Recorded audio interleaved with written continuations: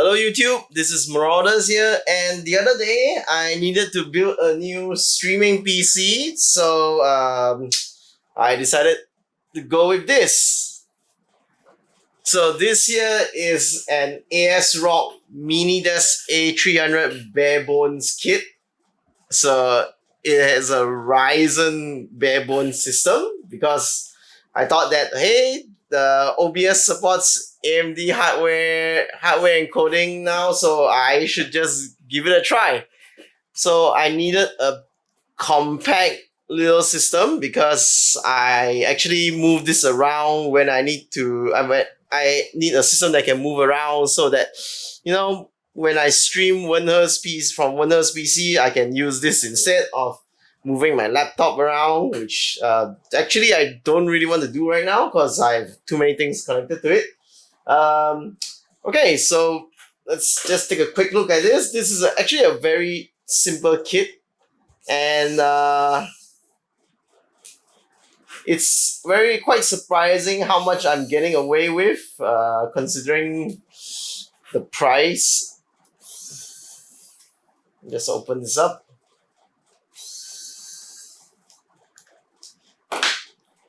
Okay, so this is a very simple bare bones kit. So inside here, what we have here is that there's just a Ryzen 3200G underneath here, and I have like 256 gigs of storage.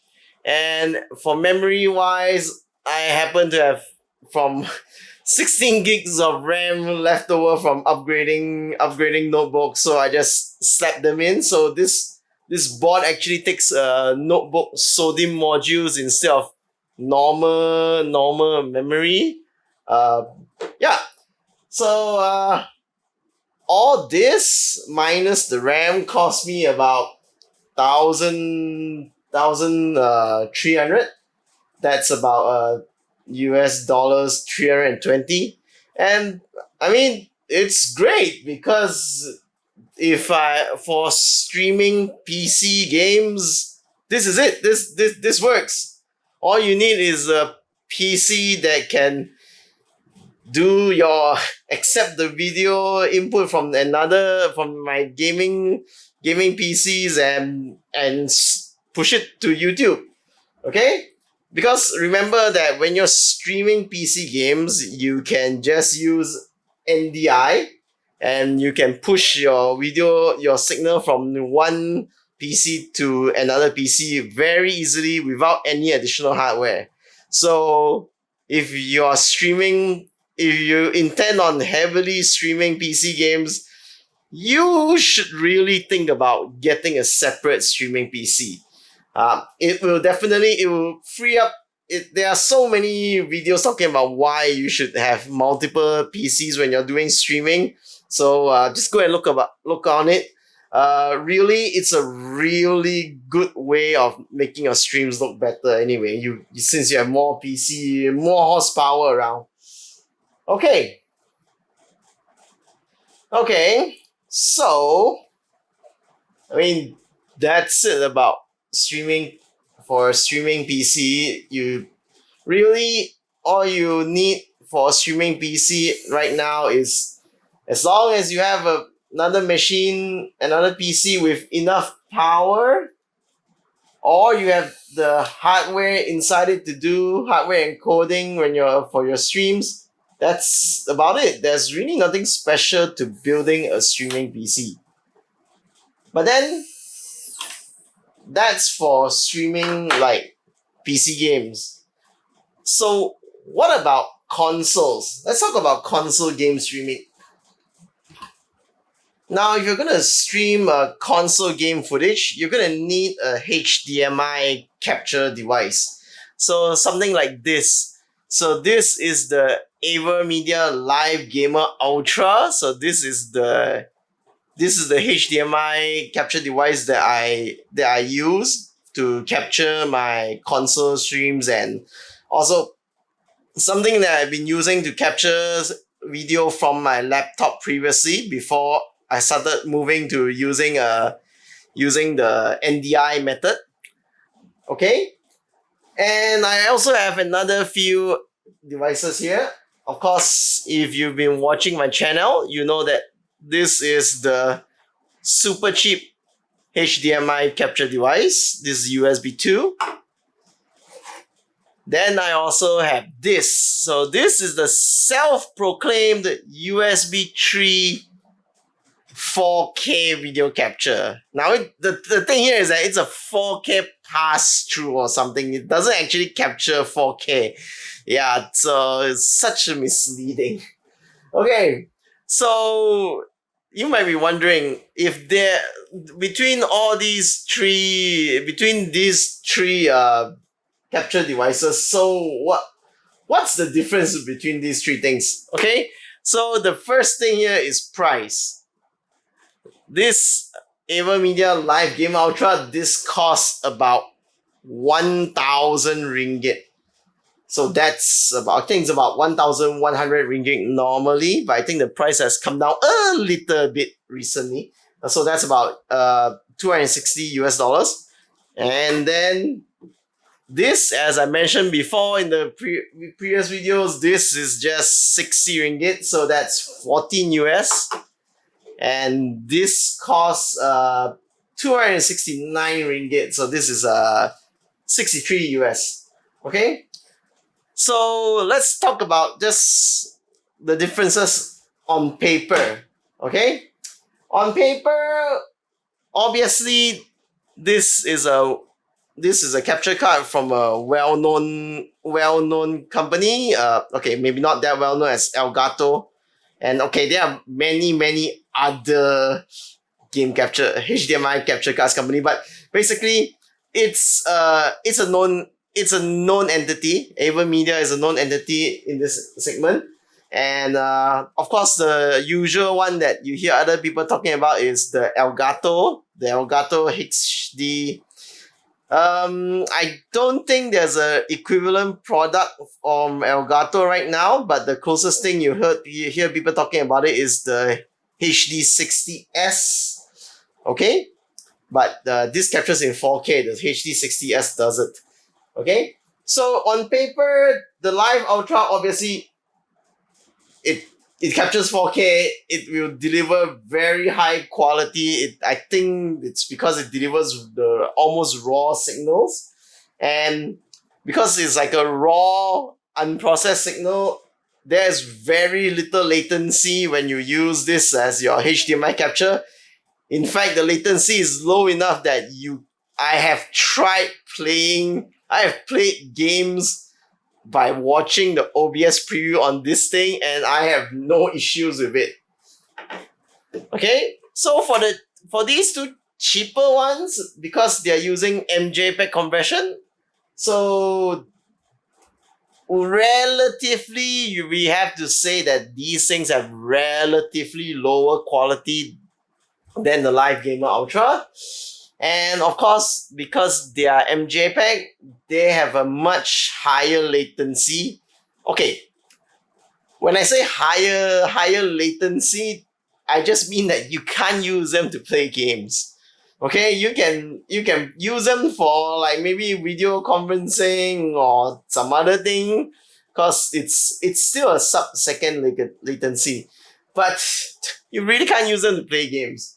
Okay. But that's the difference on paper. Let's actually see how they perform. Okay, so this here is recording from the Live Gamer Ultra at a pretty high quality. This is not the highest you can record in OBS, but it's very high. Okay, it just takes up a lot of space for what you're recording. And of course, it looks great. It looks fantastic, almost as if you're actually looking at the actual video. But there's a catch to this, and that is the fact that while this is great quality for recording purposes, you can't stream at such a high bitrate. Definitely, there's no service that will allow you to stream at such a high bitrate. So this is the Live Gamer Ultra, where the video output is being encoded at 6500 kbps, This is still a bit higher than what you can send to streaming services, but it's pretty indicative of what's gonna happen to your image when you actually need to use it for streaming. So this is capturing at 1080p at 60 frames per second. While you can see that the motion is still smooth and fluid, you can tell from the image there's definitely a difference between this and the ultra high recording quality. And you can see that when there's a lot of movement on screen, there's some image, there's some quality degradation. Remember, this is perfectly normal when you're doing streaming, okay? That's just how it is. You have to bring down the image quality because of the bitrate. And now here we have the super cheap small black USB2 HDMI capture card. So straight off the bat, you'll notice that the video looks not as smooth as the Live Gamer Ultra. That's because at 1080p, this thing can only do 30 frames per second. But other than the frame rate issue, everything still seems fine. The color is a bit different because, I mean, that's just how different capture cards have a different look and feel to it. You can always correct that in OBS. But as for quality wise, can you see that there's much difference? It's really not much difference when you compare it with the Live Gamer Ultra. There might be some degradation when there's a lot of things happening on the screen because of how the card uses MJPEG encoding, but overall, it's still a pretty acceptable picture, especially if you're going to use it for streaming. So some of you might be wondering why this looks better than the Live Gamer Ultra's footage, but that's because this is only at 30 frames per second and the Live Gamer Ultra is running at 60 frames per second at the same bit rate. So technically, this has more bandwidth to give you a better picture given the same bitrate. And we can actually solve the slowness issue by setting the capture card to capture at 720p at 60 FPS. Of course, this means that we have to resize the output image from 720p to 1080p, but yeah, it might look a bit soft, but again, sometimes what you want is the fluidity of 60 frames per second, and again, I let you yourself be the judge. How bad does 720p look compared to the 1080p that we were doing previously? And do you not prefer this higher frame rate compared to the slower frame rate previously? No, do not adjust your video. There's nothing wrong with your video stream. We are talking about the blue one now, okay? And straight off the bat, you can see that there are issues with it. So this is one of the main perils about buying cheap video capture cards off AliExpress or whatever website that you're buying. Okay? You never know what you're gonna get. So in this case, this blue one, while being more expensive than the ultra cheap black one I showed just now, it doesn't work as well.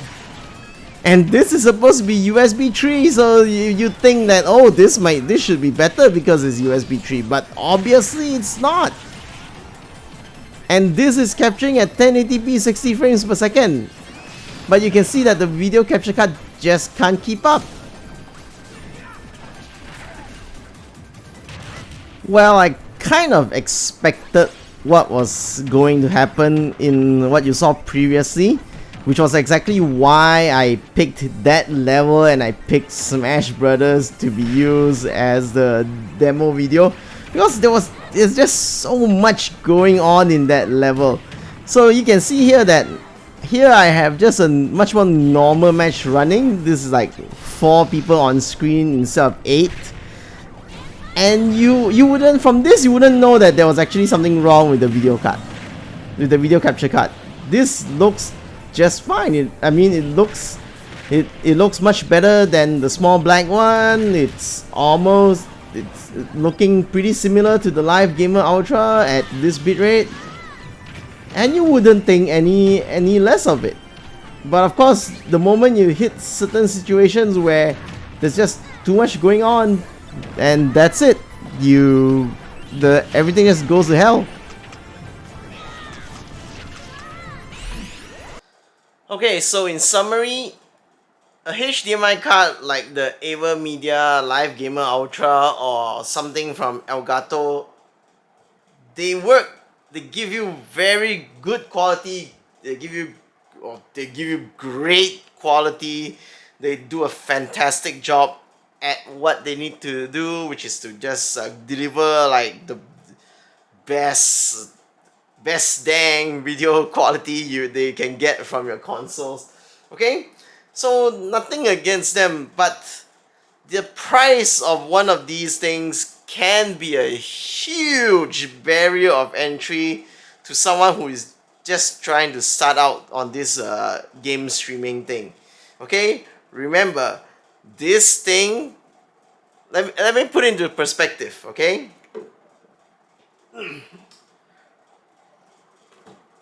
this is the PC. This is my streaming PC. This cost me 1,000, let's say 1,300. This capture card cost me about the same as the streaming PC, as the PC it will be connected to. Okay, so these things are very expensive.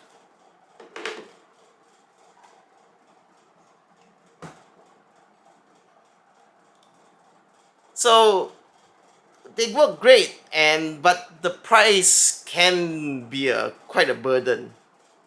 So that's why we have these things. So these are the cheaper unbranded HDMI capture cards. Okay, the main thing about things like this is that they just work. They work. I mean, they can't give you the best quality. They maybe can't give you the best frame rate, but they can work.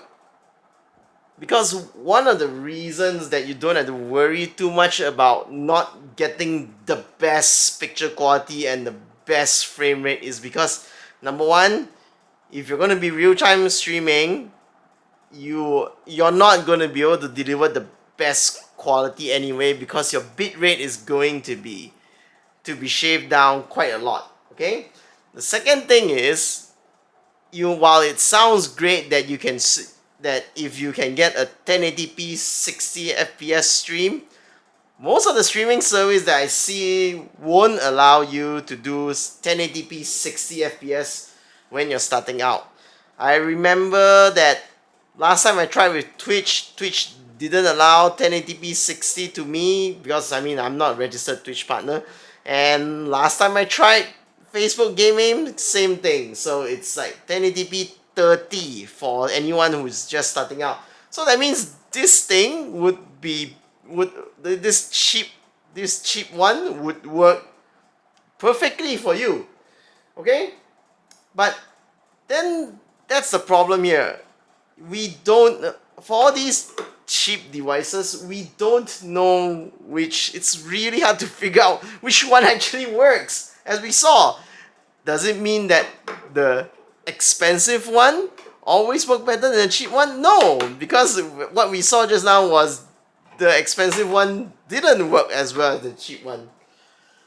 But then again, would you just go out and buy this? Okay, there's another issue we have to deal with here, and that's the fact that these are just unbranded bulk manufactured equipment. The batch that I got that's coming out now, while it works properly, for all we know, in the next month, they might, even though it looks the same, they might have changed the internals and it doesn't work as well. Or it could work better, we really don't know. If I go into a website like Lazada right now and I just search for HDMI video capture, I'm going to see a whole bunch of things that either look like this, or a bunch of many other capture devices. We really don't know. Okay, it's really hard to say. Okay, so your mileage may vary when you try to get just the same thing that looks like this.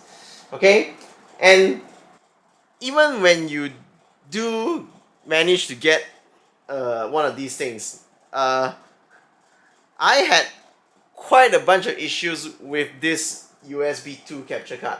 Okay, mainly I think it's a USB problem. Okay, first of all, the PC bare bones that I'm using only has one USB 3 port at the back and another. Okay, let me just bring it up. Okay, so you see I have a USB 3 here and a USB 2 here. So what I do is that because I need to plug in the capture card and the microphone and the webcam, so I need like 3 ports. And also I need to plug in a keyboard and the mouse, so I need to plug in 5 devices. So obviously I'm gonna have to use a USB hub. So what I did was I have a hub connected to this USB 3 port, and I plugged the video capture card to this one. And what I was seeing was that every now and then there would be signal problems. So that's because what I figured out is because that the hub that the webcam that I was using, I plugged it into a USB hub that was connected to this port. So can you, maybe it's because it's on the same channel or USB bus line, and because USB 2 doesn't have a higher power rating or a higher signal bandwidth rating per lane or whatever it is, I'm not Linus. I don't know. I am not good at things like this, the details. What I do know is was getting very bad. I was getting a lot of signal interruption, a very poor picture quality. I could see that the image data was just not coming fast enough. So what I did was, since I have another USB port here in front, a USB 3 port here and a USB-C port here, so I got another USB hub. I plugged the webcam into the USB hub here, and then I just kept the video capture card on this USB port, and well, that seemed to solve the problem for me. But even though that solved the problem, there was still another issue where everything just sometimes it just doesn't it just refuses to work. It just doesn't want to work, and I have to like restart the PC a few times just to be able to get a response out from it. Yeah, I would say these things are fickle, but when they work, they do seem to work as they should. Just need a video capture. Your mileage really may vary about this, so just to let you know, you might want to, like, if you schedule a stream, you might want to like start setting up everything in like 30 minutes beforehand, just to make sure everything is actually working before you try to stream.